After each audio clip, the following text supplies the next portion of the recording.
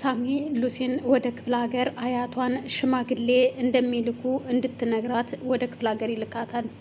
እናም ሉሲ ሜዳ ለአያቷ እናቴ ሽማግሌ ሊመጣ ነው ስትላት እኮ ምን አይነት ሽማግሌ ብላ ስትጠይቅ እኔ ላገባ ነውና የማገባው ባል ሽማግሌ ሊልክ ነው ትላታለች።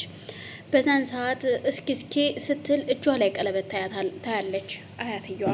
በዛን ሰዓት አያትም እንዴት እኔ ሳላቅ እንደዚህ ይፈጠራል ትልና ራሷን ስታ ትወድቃለች።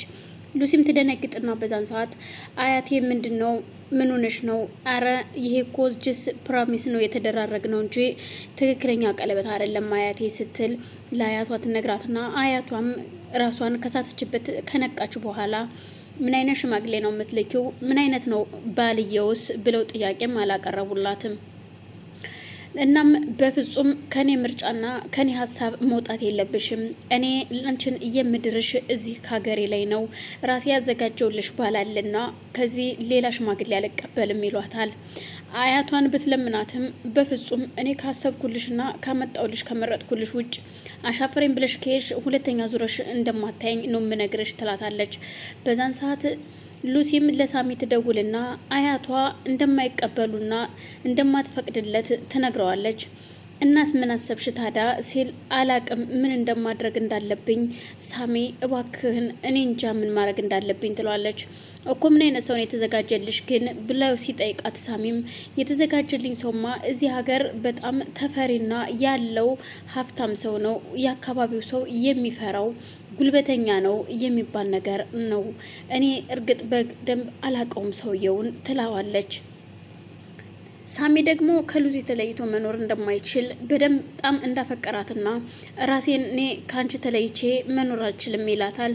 እኔም ምን ማድረግ እንዳለብኝ አላቅም እና እኔ እንጃ አሁን ራሱ መምጣት አልቻልኩኝም ትለዋለች። በዛን ብስጭትና ንዴት ሳሚም መጠጥ ቤት ገብቶ ሲጠጣ ያመሽና ወደ ቤቱ ሲመጣ መምጣት ሲያቅተው ቱቦ ውስጥ ይወድቃል። ቱቦ ውስጥ ሲወድቅ በአጋጣሚ አንድ ሰው ያገኘውና ያወጣውና ከቱቦ ላይ ቁጭ አድርጎ ስልኩን ከስልክ ላይ ያወጣና ለልጁ እናት ይደውልላታል። ለልጁ እናት ለሳሮን ሲደውልላት ሳሮንም እሺ ትልና ተነስታ ሄዳ በጨለማ ሳሚን ይዛው ትመጣና ልብሱንም አወላልቃለት ቀይራለት ታስተኛዋለች። ጧት ከእንቅልፉ ሲነቃ ሳሚ ራቆቱን ነበር ያለው አልጋ ላይ። እናም ሳሮን በአጋጣሚ ስትሄድ ቆይ ምንድነው የተፈጠረው ሳሮን ለምንድን ነው ልብሴ ሲወለቀው ምንድነው ሲላት ተረጋጋ ምን ነው እንዴ ስትል ስታሾፍበት ሳሮን እያሾፍኩኝ አይደለም ምንድነው የተፈጠረው ሲላት ማታ እኮ ሰግረህ ቱቦ ውስጥ ገብተህ ነበርና ልብስህን አውልቄልህ ነው እኔ ነኝ የቀየርኩልህ ትለዋለች። እና ሌላ የተፈጠረ ነገር የለም ሲላት በፍጹም ሌላ የተፈጠረ ነገር የለም።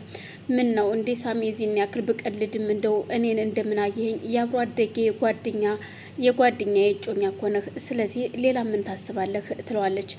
ግን እጅግ መልካም ሰው ነበረ። ትናንትና ስትወርቅ ያየህ ሰውና ስልክህን ከስልክህ ላይ አውጥቶ ደውሎ ነው ይወሰጃለኝ።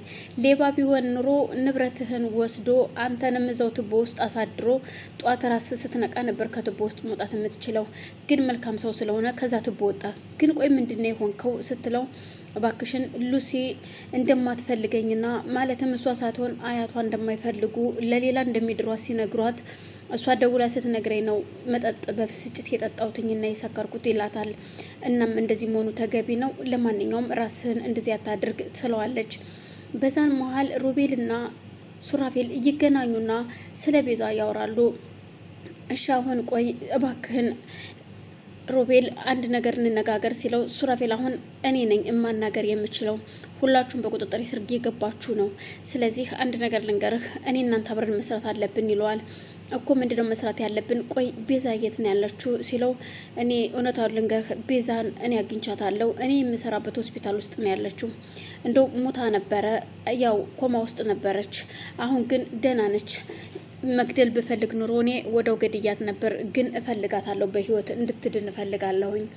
እናም አሁን ኮማ ውስጥ ነው ያለችው፣ ደህና ነች፣ ትተርፋለች። እናም አግኝቻታለሁ ሲለው በቃ ሩቤል ቤዛን ለኔ ያሳልፍና ስጠኝ ይለዋል። እኮ ለምንድን ነው የምሰጥህ? ላንተ በፍጹም ላንተማ አልሰጥህም፣ ሙሉ ንብረቱ ወደ እኔ ስም ይዞርልኝ ሲለው እንደዛማ አይሆንም፣ እንዴት ወደ አንተ ስም ይዞራል? መዞርም ካለበት ወደ እኔ ነው የሚዞረው፣ ምክንያቱም እኔ የህጋዊ ባሏ ነኝ ይለዋል። ስለዚህ አሁን እሺ ወደ አንተ ይዙርና አንተ ደግሞ ግማሹን ንብረት ወደ እኔ ያዙርልኝ ሲለው እኮ ለምንድን ነው አንተ ንብረት የፈለግከው? አሁን መጀመሪያ ቤዛን ለኔ ስጠኝ ይለዋል። ምን ክናምኜ ነው እኔ አሁን ለአንተ ቤዛን እየምሰጥህ? እህቷ አንተ ጋ ነው አይደል ያለችው? ስለዚህ አሁን ነገሮች እየተመቻቹልን ነው ይለዋል። እባክህን ግን እሷ ስም የምታዞር አይመስለኝም። ትንሽ ጠንከር ያለች ናት። በጣም ከበድ ሳትል አትቀርም። በፍጹም በእህቷ አትደራደርም እርግጠኛ ነኝ ይለዋል። ሮቤልም እህቷን እያስፈራራው ንብረቷን መቅበል አለብን ይላል። ግን ደግሞ ሱራፌል እኔም ጠይቂያታለሁ በስም ያዙሪልኝ ብዬ፣ እሷ ግን በፍጹም እያለች ነው። ግን ማን ማድረግ እንዳለብን አላቅም ትለዋለች ይላታል። እና ቲጂ አሁን የት ነው ያለችው? ቲጂን ከውስጣችን ማስወጣት አለብን። ቲጂ ከኛ ጋር መግባት የለባትም። ደግሞ ታውቃለህ እነሳሚ ሁሉ ያውቃሉ ይሄን ነገር። ስለዚህ እባክህን ግድ የለህም እነሳሚ ከማወቃቸው በፊት ቤዛለን የስጠኝ ይለዋል ሱራፌል በፍጹም ይህን ነገር እነሳሚ ያውቃሉ ማለት ነው። እነሳሚ ጋር አሁንም አንተ ከነሱ ጋር አልወጣህም ማለት ነው ሲለው፣ ያው የእሷ ቤተሰቦች እንደሆኑ ስለማቅ ከነሱ ጋር አልተለየሁም ሲለው፣ እንግዲያውስ በፍጹም ቤዛን አልሰጥህም ይለዋል። ሱራፌልም እቤት ይመጣና ሉላ ቆይ የእህቴን ነገር እንዴት አደረክ?